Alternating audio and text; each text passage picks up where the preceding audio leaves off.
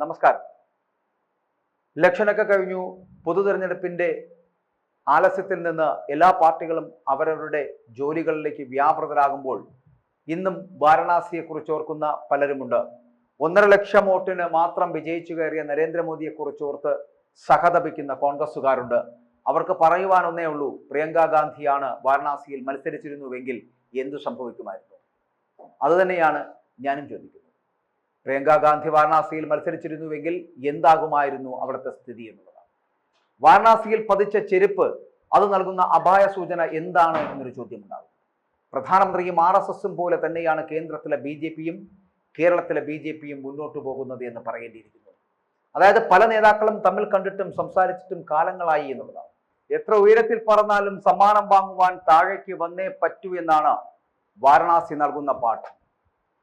2008 December 14 ഇറാഖിലെ Baghdad നഗരത്തിൽ വെച്ച് മുന്തസർ അൽ സൈദി എന്ന പത്രപ്രവർത്തകൻ അന്നത്തെ അമേരിക്കയുടെ ശക്തനായ പ്രസിഡന്റിന് നേർക്ക് ഒരു ഷൂ വലിച്ചെറിഞ്ഞപ്പോൾ അത് 1000 മിസൈലുകൾ ഒന്നിച്ചു പതിക്കുന്നതിനേക്കാൾ വലിയ ആഘാതമാണ് അമേരിക്കയുടെ മേൽ വരുത്തി വെച്ചത് എന്നുള്ളതാണ്. ആ ഷൂകൾ ബുഷിന്റെ നേരത്തെ ശരീരത്തിൽ പതിച്ചിരുന്നുവെങ്കിൽ ഇത്രയും ആഘാതം വരില്ലായിരുന്നു എന്നുള്ളതാണ്. വല്ലവന്റെ കാര്യങ്ങളിൽ അനാവശ്യമായി പക്ഷപാതമായി ഇടപെടുന്ന ഏതൊരുത്തനും കിട്ടാവുന്ന ഒരു അന്ത്യശാസനമായാണ് ആ ഷൂ ജനമനസ്സിൽ സ്ഥാനം പിടിച്ചത് എന്നുള്ളതാണ്. അതിനുശേഷം പല സദസ്സുകളിലും പല നേതാക്കൾക്കും ഷൂവേർ ഒരു പതിവ് കാഴ്ചയായിരുന്നു എന്ന് നമുക്കറിയാം. ഇക്കഴിഞ്ഞ ദിവസം ഇന്ത്യയുടെ പ്രധാനമന്ത്രി വാരണാസിയിലെത്തി. കഴിഞ്ഞ തവണ 4.5 ലക്ഷവും ഇത്തവണ 1.5 ലക്ഷവും വോട്ടുകൾ തന്ന് സഹായിച്ച വോട്ടർമാർക്ക് അവർക്ക് നന്ദി രേഖപ്പെടുത്തുവാനായിട്ട് നടത്തിയ വാഹനജാഥയ്ക്കിടെയാണ് ഒരു ഷൂ കാറിന്റെ ബോണറ്റിൽ വന്ന് പതിക്കുകയും പാവപ്പെട്ട ഗാർഡ് അതെടുത്ത് വലിച്ചെറിയുന്നതും മുഖ്യധാര ഗോഡി മീഡിയയിലൊക്കെ അതിലൊഴികെ എല്ലാത്തിലും കാണിക്കുന്നുണ്ടായിരുന്നു. പക്ഷേ നരേന്ദ്രമോദിയെ സംബന്ധിച്ചിടത്തോളം അതൊരു അഭിമാന പ്രശ്നം തന്നെയാണ്. എന്തുകൊണ്ട് അങ്ങനെയൊക്കെ സംഭവിച്ചു എന്നത് അദ്ദേഹം ചിലപ്പോൾ മനസ്സിരുത്തി പഠിക്കേണ്ടതായിട്ടുമുണ്ട്. കാരണം അത്രയും ഉയരങ്ങളിലൂടെയാണ് അദ്ദേഹം സഞ്ചരിച്ചു കൊണ്ടിരുന്നത് എന്നുള്ളതാണ്. 2024 ലോക്സഭാ തെരഞ്ഞെടുപ്പിൽ ഒരുവിധം ജസ്റ്റ് പാസ്സായ മോദിജി ചെയ്യേണ്ടിയിരുന്നത് 3ാം തവണ പ്രധാനമന്ത്രിയായി സത്യപ്രതിജ്ഞ ചെയ്യുകയും 1-2 നാളുകൾക്ക് ശേഷം ആ സ്ഥാനം രാജിവെച്ചുകൊണ്ട് തനിക്ക് വിശ്വസനീയനായ ഒരാളെ ആ പദവി ഏൽപ്പിക്കുകയും ചെയ്യണമായിരുന്നു. എന്നിട്ട് ഒരു മെന്റർ അഥവാ ഒരു ഉപദേശകനായി മാറുന്ന അതായിരുന്നു ഉചിതമായിരുന്നത്. പക്ഷെ അത് ചെയ്തില്ല. ഇതിപ്പോൾ മോദിയുടെ മുഖത്തേക്ക് നോക്കുമ്പോൾ ഇലക്ഷൻ തുടങ്ങിയ നാളുകൾ മുതൽ ഇന്നുവരെയുള്ള ഒരു ഐശ്വര്യം പോയതായി കാണപ്പെടുന്നു. എന്തായാലും 75 വയസ്സായാൽ ഈ വക സൗകര്യങ്ങളൊക്കെ അവസാനിപ്പിച്ചുകൊണ്ട് ആത്മീയതയിലേക്ക് നീങ്ങുവാൻ RSS കാലങ്ങളായി നിർബന്ധിച്ചു കൊണ്ടിരിക്കുന്ന ഒരു വ്യക്തിത്വം കൂടിയാണ് നരേന്ദ്രമോദി. കേരളത്തിലെ BJPയേക്കാൾ സ്ഫോടനാത്മകമായിട്ടുള്ള കാര്യങ്ങളാണ് കേന്ദ്രത്തിലെ BJPയിൽ കഴിഞ്ഞ കുറെ കാലങ്ങളായി അരങ്ങേറിക്കൊണ്ടിരിക്കുന്നത് എന്നുള്ളത് വസ്തുതയാണ്. മാധ്യമങ്ങൾ ഒന്നടങ്കം വിലക്ക് വാങ്ങിയതുകൊണ്ടും വിമർശകരെ ഒന്നടങ്കം വായടപ്പിച്ചതുകൊണ്ടും ആരും ഒന്നും വെളിയിൽ പറയുന്നില്ല എന്നേ ഉള്ളൂ. ഇവിടെ യോഗിയും അമിത്ഷായും തമ്മിൽ മിണ്ടിയിട്ട് തന്നെ വർഷങ്ങളായി എന്ന് പറയപ്പെടുന്നു. രാജ്നാഥ് സിംഗും നരേന്ദ്രമോദിയും തമ്മിൽ നന്നായൊന്നും മിണ്ടിയിട്ട് വർഷങ്ങളായി എന്ന് പറയപ്പെടുന്നു. നിതിൻ ഗഡ്കരി പാർട്ടി തീരുമാനങ്ങൾക്ക് അതീതമായല്ല പ്രവർത്തിക്കുന്നത് എന്ന് പറയപ്പെടുന്നു.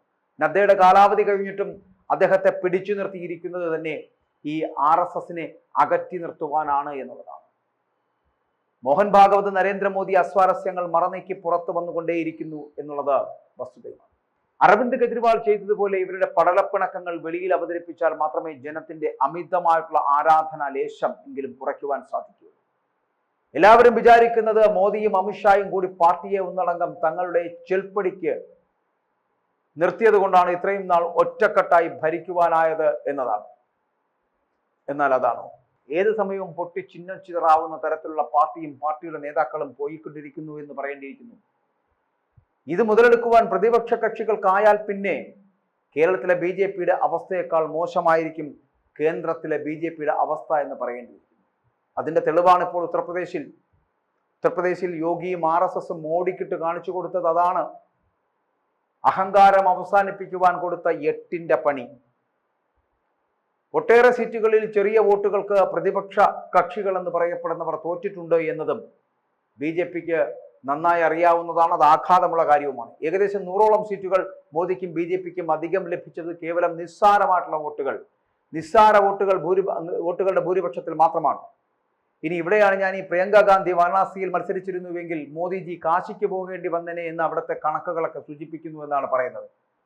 മഹാരാഷ്ട്രയിൽ മോദിജി പ്രസംഗിച്ച മണ്ഡലങ്ങളിൽ എല്ലാത്തിലും BJPയും സഖ്യകക്ഷികളും പരാജയപ്പെട്ടത് ഇന്ത്യയിൽ നന്മ ഇപ്പോഴും ബാക്കി നിൽക്കുന്നു എന്നതിന്റെ സൂചന മാത്രമാണ് എന്നാണ് ശരത് പവാറിനെ പോലുള്ള അവർ പ്രഖ്യാപിക്കുന്നത്. വരുന്ന നിയമസഭാ തെരഞ്ഞെടുപ്പിൽ മോദിയെ എല്ലാ ജില്ലകളിലേക്കും ക്ഷണിച്ചിരിക്കുകയാണ് പവാറും ഉദ്ധവ് താക്കറെയും. രാജസ്ഥാനിൽ മോദിജി വിഷം ചീറ്റിയ മണ്ഡലത്തിൽ 1,00,000 വോട്ടിന് 1,00,000 മേലെ വോട്ടുകൾക്കാണ് കോൺഗ്രസ് അവിടെ ജയിച്ചു കയറിയത് എന്ന് അവർ തന്നെ വീരവാദം പറയുന്നു.